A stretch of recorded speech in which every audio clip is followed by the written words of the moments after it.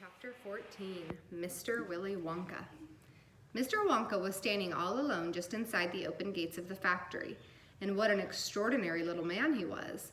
He had on a black top hat and wore a tailcoat made of beautiful plum-colored velvet.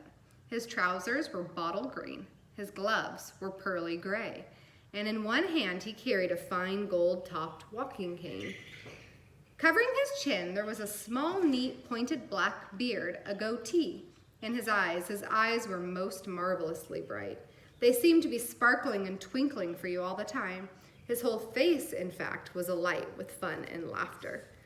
And oh, how clever he looked, how quick and sharp and full of life. He kept making quick, jerky little movements with his head and cocking it this way and that, and taking everything in with those bright, twinkling eyes. He was like a squirrel in the quickness of his movements, like a quick, little, clever squirrel from the park. Suddenly, he did a funny little skipping dance in the snow and spread his arms wide as he smiled at the 5 children who were clustered near the gates. And he called out, "Welcome, my little friends. Welcome to the factory." His voice was high and fluty. "Will you come forward at once, please?" he called out. "And bring your parents, then show me your golden ticket and give me your name. Who's first?" The fat little boy stepped up. "I'm Augustus Gloop," he said. "Augustus!" cried Wonka, seizing his hand and pumping it up and down with terrific force. "My dear boy, how good to see you! Delighted, charmed, overjoyed to have you with us. And these are your parents? How nice! Come in, that's right, step through the gates." Mr. Wonka was clearly just as excited as everybody else. "My name," said the next child to go forward, "is Veruca Salt." "My dear Veruca, how do you do? What a pleasure this is. You do have an interesting name, don't you? I always thought that a verruca was a sort of wart you got on the sole of your foot. But I must be wrong, mustn't I? How pretty you look in that lovely mink coat. I'm so glad you could come. Dear me, this is going to be such an exciting day. I do hope you enjoy it. I'm sure you will. I know you will. Your father, how are you, Mr. Salt and Mrs. Salt? Overjoyed to see you. Yes, the ticket is quite in order. Please go in." The next 2 children, Violet Beauregard and Mike TV, came forward to have their tickets examined and then have their arms practically pumped off their shoulders by the energetic Mr. Wonka. And last of all, a small, nervous voice whispered, "Charlie Bucket?" "Charlie," cried Mr. Wonka. Well, so there you are. You're the one that found your ticket only yesterday, aren't you?" Yes, I read all about it in this morning's papers, just in time, my dear boy. I'm so glad, so happy for you. And this, your grandfather? Delighted to meet you, sir. Overjoyed, enraptured, enchanted. All right, excellent. Is everybody in now? 5 children? Yes, good. Please follow me. Our tour is about to begin. But do keep together. Please don't wander off by yourselves. I shouldn't like to lose any of you at this stage of the proceedings. Oh, dear me, no.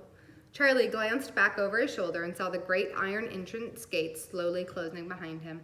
The crowds on the outside were still pushing and shouting. Charlie took a last look at them. Then the gates closed with a clang, and all sight of the outside world disappeared. "Here we are," cried Mr. Wonka, trotting along in front of the group. "Through this big red door, please. That's right. It's nice and warm inside. I have to keep it warm inside the factory because of the workers. My workers are used to extremely hot climates. They can't stand the cold. They'd perish if they went outdoors in this weather. They'd freeze to death." "But who are these workers?" asked Augustus Gloop. "All in good time, my dear boy," said Mr. Wonka, smiling at Augustus. "Be patient. You shall see everything as we go along. Are all of you inside? Good. Would you mind closing the door? Thank you." Charlie Bucket found himself standing in a long corridor that stretched away from in front of him as long as he could see.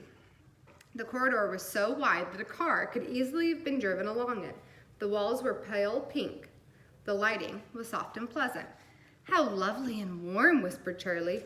"I know, what a marvelous smell," answered Grandpa Joe, taking a long, deep sniff.